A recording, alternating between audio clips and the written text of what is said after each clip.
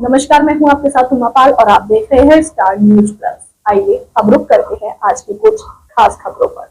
तब तक आप बने रहिए मेरे साथ स्टार न्यूज प्लस पर। धन्यवाद। चैनल को लाइक और सब्सक्राइब करना ना भूलें। देखते रहिए स्टार न्यूज प्लस।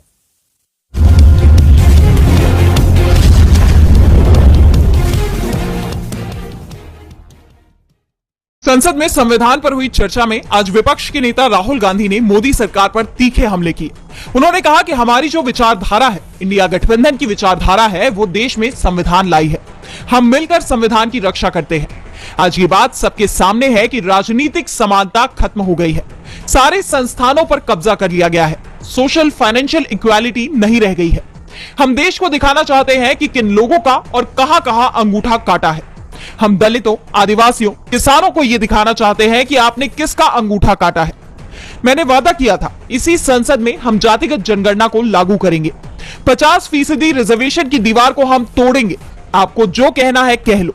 राहुल ने कहा कि बीजेपी सावरकर की पूजा करती है। सावरकर के शब्द थे, भारत के संविधान के बारे में सबसे बुरी बात यह है कि इसमें कुछ भी भारतीय नहीं है। क्यों आज बीजेपी सावरकर के शब्दों के साथ है? राहुल ने संसद में संविधान और मनुस्मृति को दिखाते हुए कहा कि यूपी में एक लड़की के साथ दुष्कर्म हुआ। आरोपी खुलेआम घूम रहे हैं। पीड़ित लड़की की जान ले ली जाती है। सीएम झूठ बोलते हैं। ये मनुस्मृति में लिखा हुआ है, आपकी किताब में लिखा है। यूपी में बीजेपी का राज है तो वहां मनुस्मृति लागू हो रही है। वहीं राहुल गांधी से पहले एआईएमआईएम चीफ असदुद्दीन ओवैसी ने कहा कि संविधान का अनुच्छेद 26 धार्मिक संप्रदाय, धार्मिक और धर्मार्थ उद्देश्यों के लिए संस्था स्थापित करने और बनाए रखने का अधिकार देता है। प्रधानमंत्री कहते हैं कि वक्फ का संविधान से लेना देना नहीं है। प्रधानमंत्री को अनुच्छेद 26 कौन पढ़ा रहा है? सरकार का लक्ष्य वक्फ संपत्तियों को छीनना है। इससे पहले प्रियंका गांधी ने यह आरोप लगाया कि उन्होंने एक दिन पहले अदानी को लेकर सरकार पर जो आरोप लगाए थे उसमें से अदानी का नाम हटा दिया गया है। आखिर अदानी को कौन बचा रहा है? बाद में पीएम मोदी ने विपक्ष के आरोपों का जवाब देने की जगह कांग्रेस की पहले की सरकार को कटघरे में खड़ा करने की कोशिश की और इंदिरा गांधी के समय लगाए गए आपातकाल का मुद्दा उठाया। हाई कोर्ट के जज शेखर कुमार यादव ने कुछ दिन पहले प्रयागराज में विश्व हिंदू परिषद के एक कार्यक्रम में बयान दिया था, जिस पर जमकर हंगामा मचा हुआ है। उनका वह बयान अब उन पर भारी पड़ गया है। इलाहाबाद हाई कोर्ट के चीफ जस्टिस के आदेश पर नया रोस्टर जारी किया गया है, जो 16 दिसंबर से प्रभावी होगा। इसमें जस्टिस शेखर यादव की बेंच बदल दी गई है। अब वो सिविल मामलों की प्रथम अपील का काम देखेंगे। अभी तक वे दुष्कर्म, सेक्सुअल हैरेसमेंट और बड़े आपराधिक मामलों की जमानत के मामले सुनते थे। दरअसल जस्टिस शेखर यादव ने प्रयागराज में विश्व हिंदू परिषद के कार्यक्रम में मुसलमानों को लेकर तीखा बयान दिया था। उन्होंने कहा था कि जब आप अपने बच्चों के सामने जानवरों को काटेंगे तो उनमें दया का भाव कैसे आएगा। इसीलिए कहने में कोई झिझक नहीं है कि ये भारत है और ये अपने बहुसंख्यकों की इच्छा के अनुसार चलेगा। जस्टिस यादव के बयान के बाद से ही देश भर में हंगामा मचा हुआ है, क्योंकि ये बयान किसी नेता का नहीं बल्कि हाई कोर्ट के जज का है। इसके बाद जस्टिस यादव के बयान के बाद सुप्रीम कोर्ट ने भी हाई कोर्ट से मामले की डिटेल मांगी थी। राज्यसभा में उनके खिलाफ अभियोग चलाने का नोटिस भी दे दिया गया है। इस नोटिस पर 55 सांसदों ने हस्ताक्षर भी कर दिए। महाराष्ट्र में सियासी उथल पुथल मची हुई है। एनडीए में मंत्रिमंडल के बंटवारे पर सहमति नहीं बन पा रही है। ऐसे में एक बार फिर मंत्रिमंडल का विस्तार टाल दिया गया।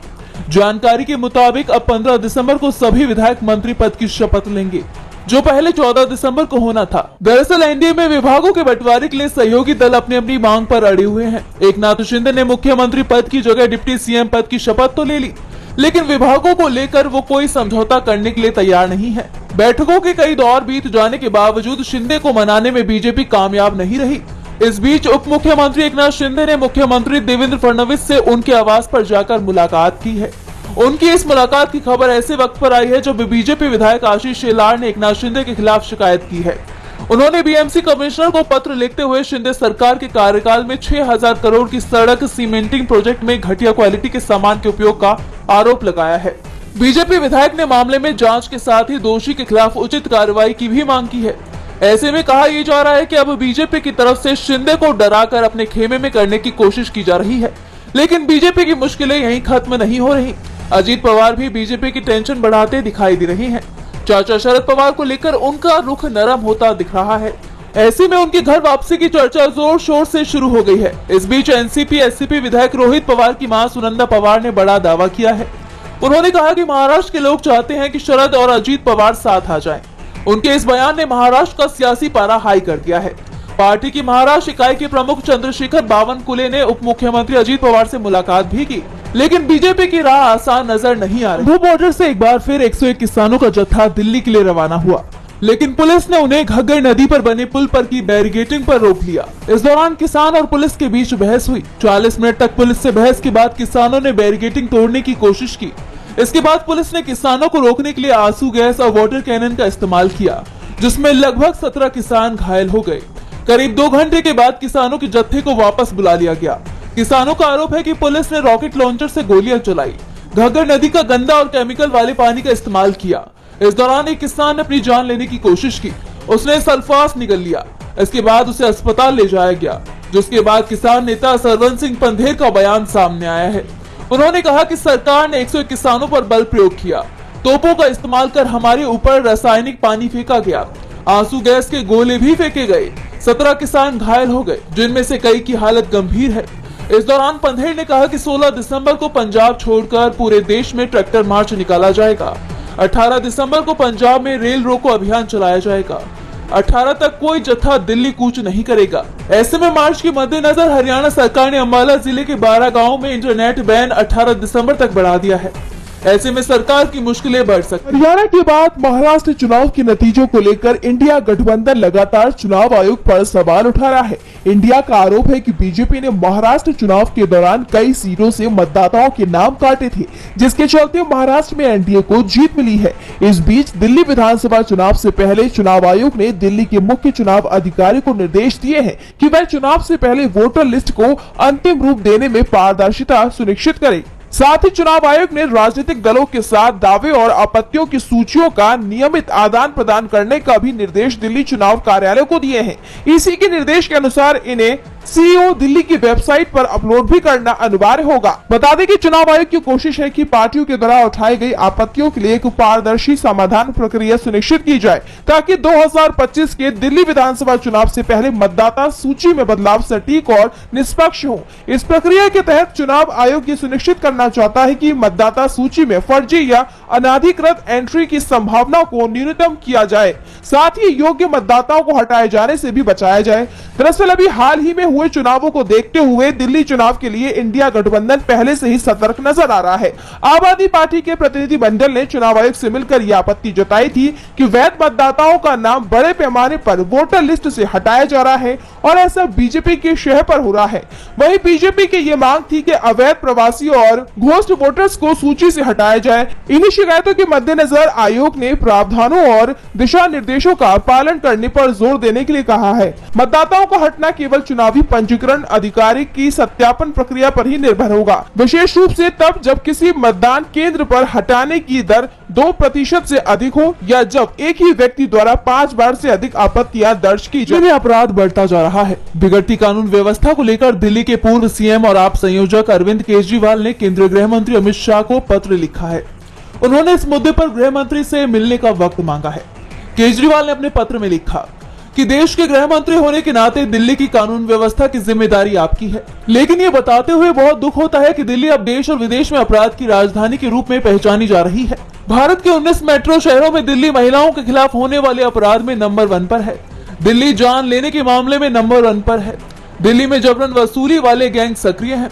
एयरपोर्ट और स्कूलों को बम से उड़ाने की धमकियां मिल रही हैं। ड्रग्स से जुड़े अपराधों में 350% की बढ़ोतरी हुई है। स्कूलों को मिली धमकी की वजह से बच्चों को घर भेज दिया जाता है। आज दिल्ली का हर माँ बाप, हर बच्चा बम के खौफ में जी रहा है। उन्होंने गृह मंत्री अमित शाह से इन मुद्दों पर बातचीत के लिए मुलाकात का समय मांगते हुए कहा कि वो पूरी दिल्ली में लोगों की सुरक्षा को लेकर चिंतित हैं।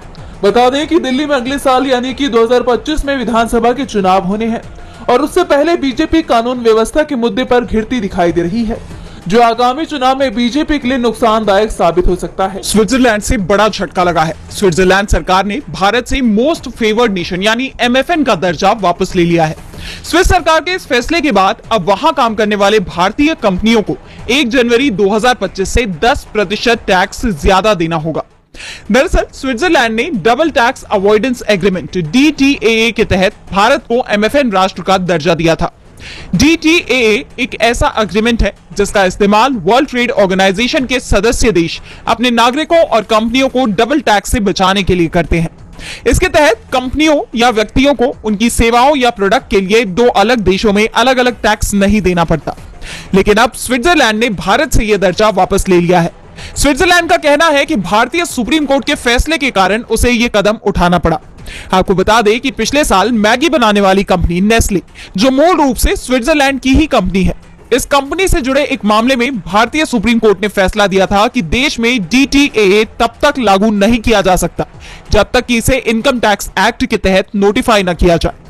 भारत सरकार को पहले DTAA को इनकम टैक्स एक्ट के तहत नोटिफाई करना होगा, तभी स्विट्जरलैंड और भारत की कंपनियों को इसका फायदा मिलेगा और तब तक के लिए नेस्ले जैसी कंपनियों को अपने लाभांश पर ज्यादा टैक्स देना होगा। जबकि इससे पहले दिल्ली हाईकोर्ट ने आदेश दिया था कि विदेशी संस्थाओं में या उनके लिए काम करने वाली कंपनियों और व्यक्तियों को डबल टैक्स नहीं देना पड़ेगा।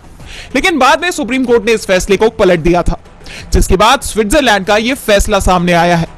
इस पर भारत के विदेश मंत्रालय ने भी बयान जारी किया है। भारत ने कहा कि यूरोपीय मुक्त व्यापार संघ EFTA के सदस्य देशों के साथ व्यापार समझौते के मद्देनजर स्विट्जरलैंड के साथ उसकी दोहरी कराधान संधि पर फिर से बातचीत की जरूरत पड़ सकती है।